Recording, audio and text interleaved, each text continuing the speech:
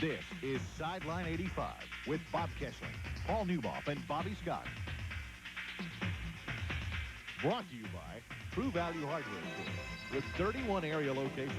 Delmar Haynes Pontiac on the Airport Motor Mile. And Gulf with one low price, cash or credit.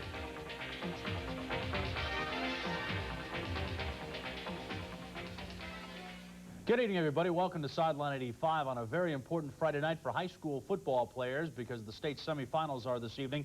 Chip Carter later in the program will have a rundown of the scores and highlights. And, of course, tomorrow, the big game over at Neyland Stadium, Tennessee and Vanderbilt playing for the Southeastern Conference title of the Volunteers and also a berth in the Sugar Bowl. Last time Tennessee won the SEC championship was in 1969. The quarterback of that team, Bobby Scott. Bobby, what comes back to mind now that Tennessee, it seems not a long time ago, you're still a very young man. Well, it was longer than I like to remember, but, you know, it's an exciting time. I know there's a lot of apprehension and everything going on at the hotel tonight with the Tennessee Volunteers. That's right. But I think it's something that they all can handle. Let's look back at just a moment to reflect back on the 1969 team. Bobby, that has a lot of characteristics of this year's team, doesn't it? Well, it sure does. Here you see an interception by Steve Kiner. Took a little shot here on the sidelines, but that was the type of play that he made. Who's this guy with the ball? I don't know. This is an option play where the bone. They should have put the bone in. Look at the speed, Bob. I tell you what, boys, if you got it, he gets into the end zone. That's all he can. Right. And this is a punt return by Bobby Majors, and Bobby had the knack. He wasn't real fast, but nobody could ever get a clean lick on him. He was really quick and saw the field real well. Here we've got a play to Kurt Watson, fine, you know, fullback, just a tough runner who puts the ball in the end zone. Some say the best fullback Tennessee may have ever had. Well, I tell you what, the great thing about him was his balance. This is a pass to Gary Chris. The number wasn't really quite clear, but it sure did look like Gary anyway. And here's another pass to Lester McLean. I think it's something like 65 yards, and Lester shows the speed. Here's another defensive play. Big plays were characteristic of the 69 team. Guy from Wallen, Tennessee down there, Benny Dalton, intercepts this one and gets a couple of blocks and makes a fine return. Okay, Bobby, that's the 85 defense has really helped carry this team. 69 defense did too, didn't it? It sure did, with Jack Reynolds and Steve Kiner and Bill Young, who's the head coach over at Oak Ridge, and guys like that. Tim Priest was a starter on that team. The defense played a big role. We knew going in every week that you know, heck, we didn't have to really score a whole lot of points because as the old saying goes, if they can't score against you, they can't beat you, and that's the situation we were in a lot of times. Okay, Paul, you played in a lot of big games when you were at Tennessee, also with the Lions and the NFL. What's going through the players' minds tonight as they sit in the hotel, try and sleep and get ready for the game tomorrow? Well, I'll tell you what, Bob, they're probably not too nervous right now, but I would assume probably before game time they'll all be a little nervous. I think it's something that all of them want to get over. You know, they want to get in there, and I think after the first lick, all the butterflies will go away and they'll settle down and do the job they're supposed to do. I think they're all anxious. They want to get it over with. They want to beat Vanderbilt, and they'll probably take it by just 1 point if they can get it. If they could tee it up right now, they would do it. Yeah, I'm sure they would.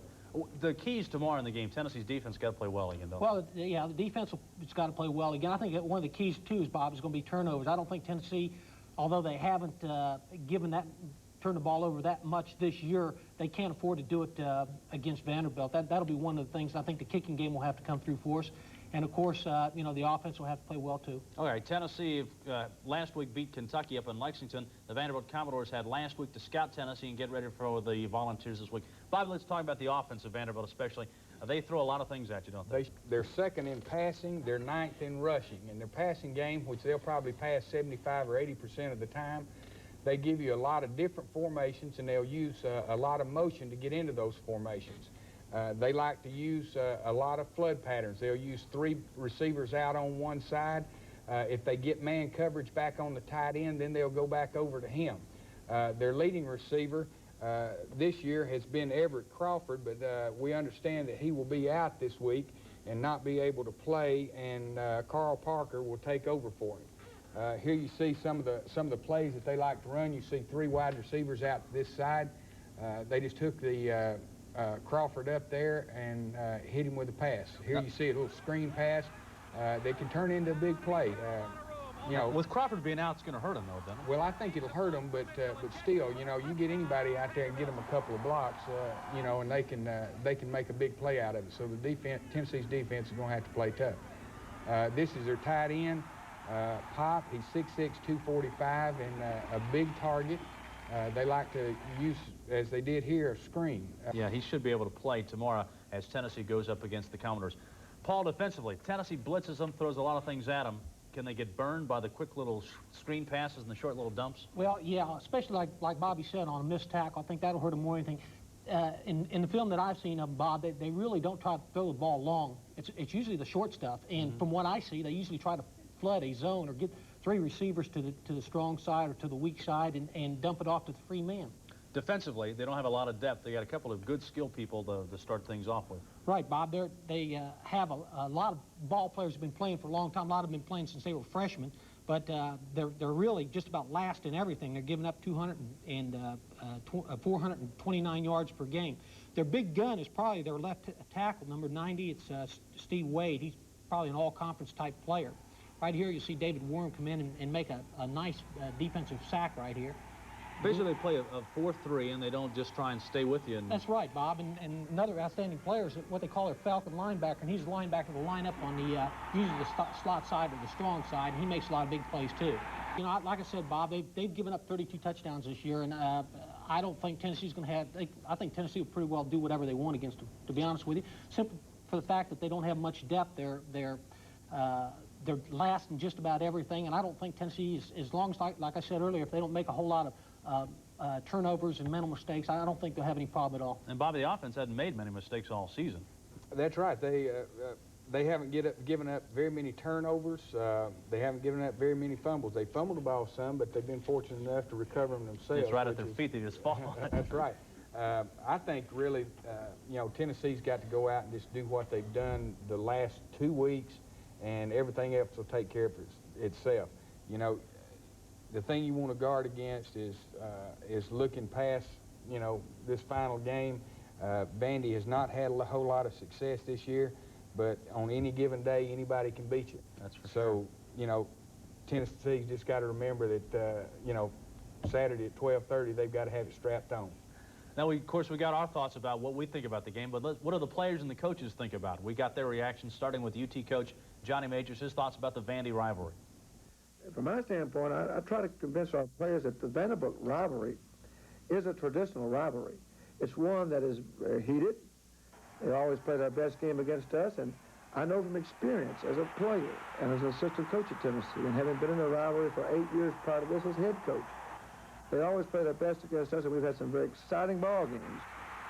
One, I'm too excited because they beat us a couple of 3 years ago, and I expect nothing but Vanderbilt cutting everything loose, holding nothing back, and we've got to play the same way if we're going to win. Now, they've had 2 weeks to get ready. That means they'll probably throw a lot of different adjustments or different looks at you, so you got to be on your toes. Right, we really do, and like I say, they have had an off week, and they might have thrown an extra little jingle in or two in their defense. We're not really sure. We have to prepare with what we know on film and what we know about their defense, and just be ready to play Saturday and take it as it comes. Have to adjust on the run or at halftime or whatever we have to do. We just need to do what it takes to win the ball game. Well, I don't know about the word spoiler, but we're going to go up and play the best game we know how to play, and if we're good enough to play and beat them, then we'll do that. If we're not, then of course we won't. Our biggest problem has been execution and consistency all year. You know, we've had our ups where we've really played well, and we've had our downs where we've played terrible. And hopefully we can get something consistently going, and when we play well, you know, that'll happen for us. The season began. Do you have any idea you'd be fighting for the championship when you went up against Vandy? Well, everyone looked at our schedule, and they gave us no chance because of the first 5 games we played. And as a player, you know, I knew deep down inside that, you know, we had a good team, and if we played hard, and we kept dreaming that we could reach the SEC championship. But it was hard, and it was a long road, but I think that we deserve to be champions, and, you know, it's a good feeling to be able to compete for the SEC championship at home against Vandy, and it just make that game, you know, just extra special. Yeah, the spoiler roll is definitely, you know, in the back of our minds. Last game of the year is in the back of our minds, and we've had an up and down season, and we'd like to end our season off with, you know, a high note. If we could beat Tennessee, our season would not be as bad as it has been. Wish it was over right now, to tell you the truth. There's a lot of pressure, you know, and there's a lot of people saying, well, what if? You know, we're not looking at what ifs. We're looking at what will be's, and we will be in the Sugar Bowl. So it's a confident Tennessee team that's played very well for the last, well, 8 weeks of the season. Tomorrow going for the SEC Championship against Vanderbilt. We'll check the Southeastern Conference games on the schedule tomorrow, other than Vandy, Tennessee, when we come back in a moment. Down in New Orleans, there is a new record that just came out today called Shake the Sugar Bowl. We thought we'd give you a little MTV tonight about Tennessee football. Now we're gonna play the Sugar Bowl. Going down to New Orleans. Gonna have a little party with the volunteers of Tennessee. Shake the Sugar Bowl. Shake, baby, shake the Sugar Bowl. Shake, McGee, gonna shake the Sugar Bowl.